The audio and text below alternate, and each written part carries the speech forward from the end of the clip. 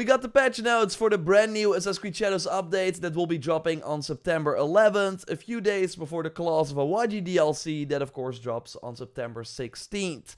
So, want to go over the details. I already tried the patch out at a Ubisoft event in Bordeaux, so I can give some extra input here as well. There's a lot to go over. It's a really big patch.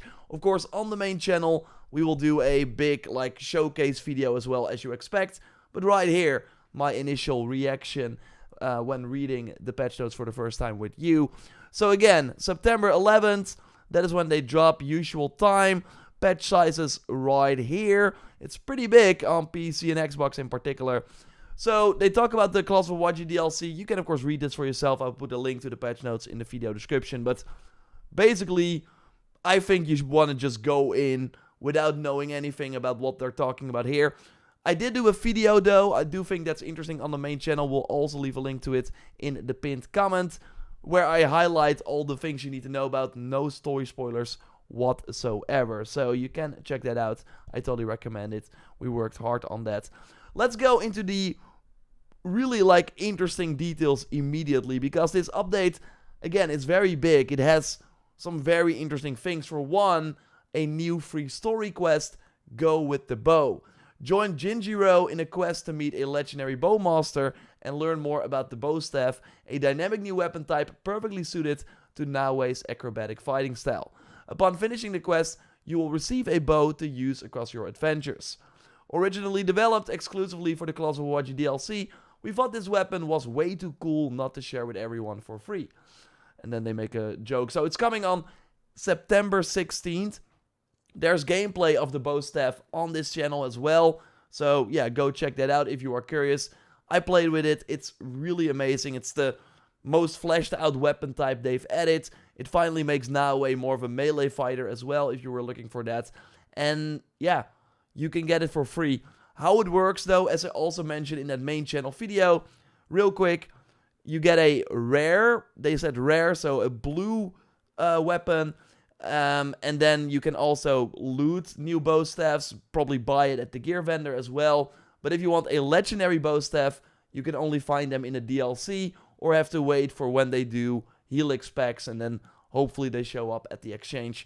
But I would argue really, if you're still watching this video, if you're playing Shadows, you want to play that DLC. It's shaping up to be very, very special. Again, more spoiler-free thoughts in that video. But yeah, cool that they're giving it away. You also get access to all the mastery skills, and all the new abilities for Yasuke will also be available for free. We'll be streaming this new quest on September 16th. I have not played it yet, so I'm very curious. Now we get into some very interesting things. Level cap increase. To support the launch of Claws of Awaji, we've raised the level cap to 100! Giving players more room to grow and more options to customize their builds. This is way too fast. We just, a little over a month ago, went from 60 to 80. I've been grinding it out. By doing New Game Plus, you get to 67, and then you can do the targets. You reached around 72 from doing one New Game Plus playthrough, where you do most of the content that gives a lot of XP. So it's kind of you're kind of forced to do another New Game Plus run. Obviously, the Claws of Awaji DLC also gives quite some XP, but I from what I've seen, I think it's only gonna give you 5 levels or so.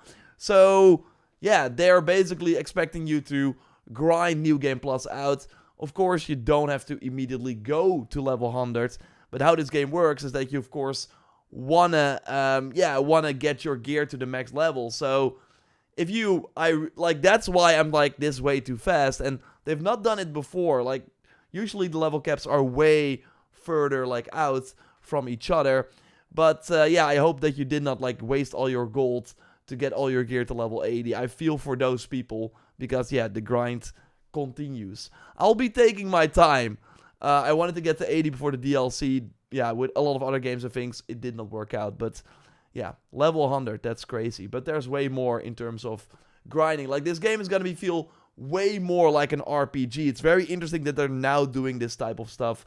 While at launch, they were kind of yeah, we're in the middle. We want to do a bit like Odyssey and want a bit like Valhalla. Now they're going in the Odyssey direction. We also get namely new hideout upgrades. With this new update, Each unique building now includes 2 additional upgrade levels, bring a total of 20 new enhancements, alongside 3 new hideout levels. These upgrades introduce valuable bonuses to accelerate hideout growth, improve crafting capabilities by making gold more accessible, directly enhance Naue, Yasuke, and their allies, making them more effective in combat and exploration. This, of course, sounds amazing. I've looked at the Ubisoft Bordeaux event, so basically how it works, I got to play the DLC, and that's, of course, on the new update, because the update supports the DLC. So, of course, when they were not looking, I don't think they cared, but yeah, I went through all the hideout upgrades. I went to see what the perks were, etc., etc. There are only a few hideout building upgrades that I would say are really, really worth it immediately. Like, for example, you can upgrade the Terra building to get like 20% extra XP instead of 10. That's great. You can change the time of day. You have to actually upgrade a building to do that. We go here. By upgrading the Nendo to level 2, the players will gain the ability to meditate and skip time forward to the next 6 o'clock. To activate meditation, find a safe location and hold the up button, L on keyboard. This allows Naue and Yasuke to prepare for nighttime assault and be ready to strike. So, when I tried this out, I did not have this information. So, at the Bordeaux event, I was also like, oh wow, this is how you change the time of day. But they don't want you to immediately go to night. So, when it's night, you go to 6 a.m. in the morning. When it's 6 a.m. in the morning, you go to 6 p.m. So, when it's 6 p.m., it can still be light outside. And then you'd still have to wait 10 minutes or so before it's actually night. So that's for them a way to make sure that you cannot like cheat, because in the shadows, yeah, you have way more hiding spots. I think it's like a nice balance, because they first did not want to give us the advanced time of day because of how important the shadows are and how nighttime makes the game a bit easier. So it is interesting to know when you try this, because it could be you meditate, nothing really changes. That's what I did. And then I looked at the photo mode. You saw the time of day. Oh, it's 6 p.m. and 6 a.m. That's weird. It's not like 12 hours or something as you would expect. But yeah, I will, of course, in the main channel video, tell you which hideout upgrades I think are worth it. Showcase everything. Talk about the new hideout levels. Like, eventually you want to, of course, get all the hideout buildings again. It's going to be quite the grind. These upgrades cost a lot.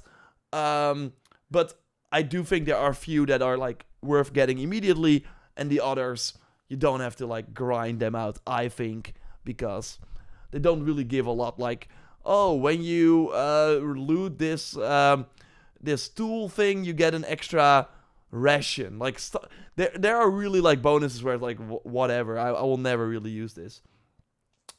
Okay, improved scouts. Upgrading the study to level 4 now allows scouts to reveal both viewpoints and safe houses. That is pretty big.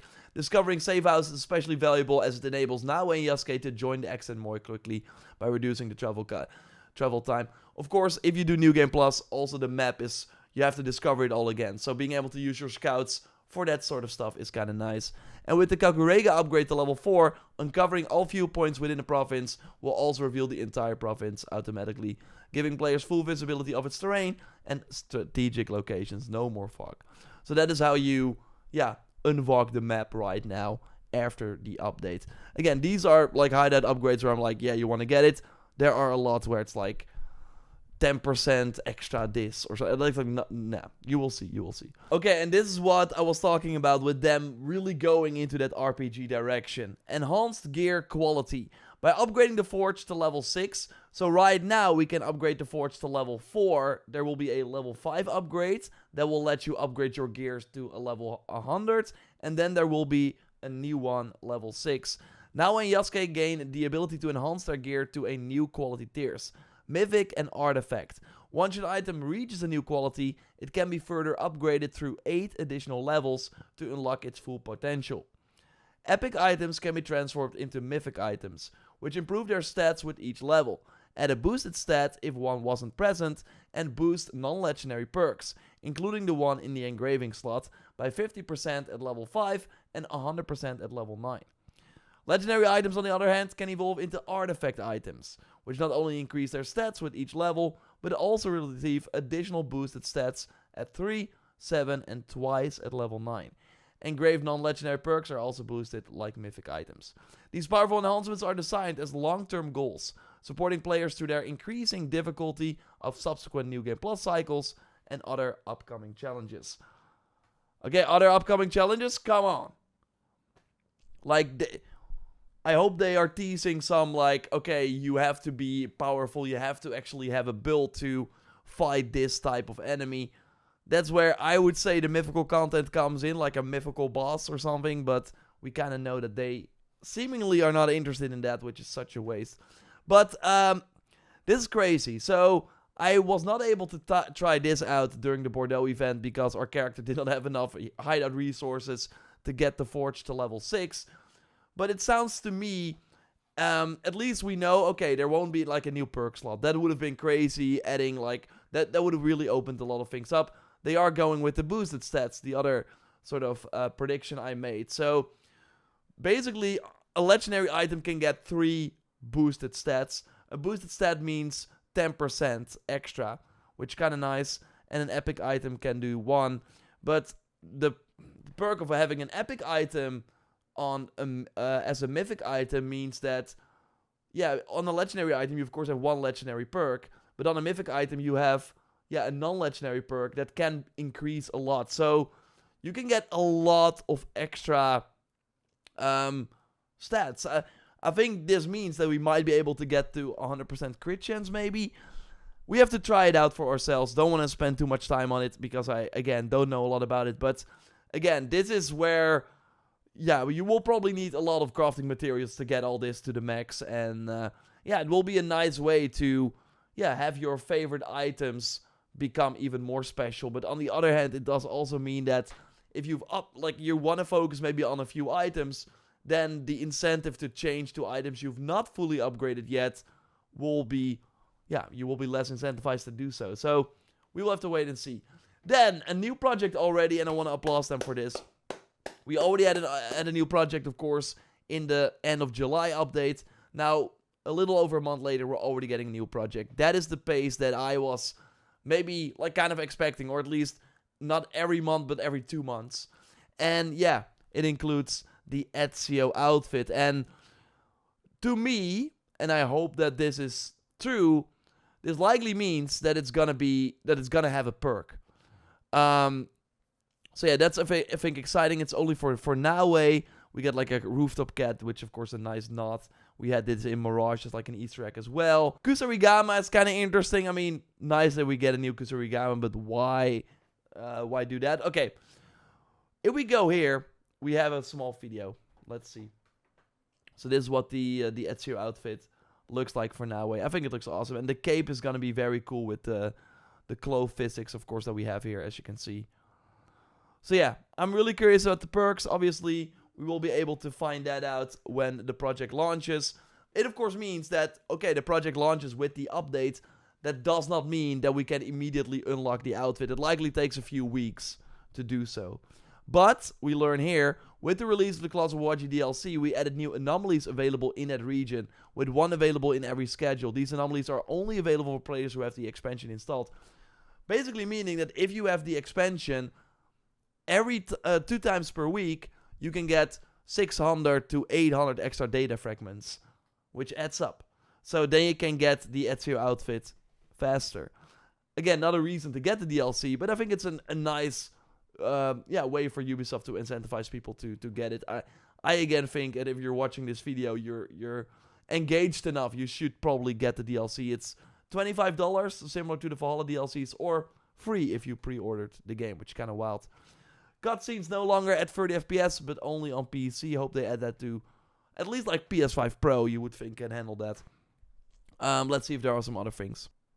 Fixed an issue where the Naginata Ronin were not vulnerable after using the Vault ability. That's nice. We got some like nightmare difficulty fixes for certain enemies. Fixed an issue in the hideout when selecting the option to duel with Naue or Yasuke did nothing. Let me know in the comments if you know what this means. That sounds interesting. Fixed an issue in the hideout that prevented players from moving the horse stable. I did not know you could move that after changing their original location. Like, you can also not change the skin for that, which is kind of weird because now that's the only building that has like a poor skin for me. And that's kind of it. So, of course, subscribe. Check out that video on the Claws of Awaji, spoiler-free, with just everything you can expect and my thoughts. It's going to be awesome. September 16th.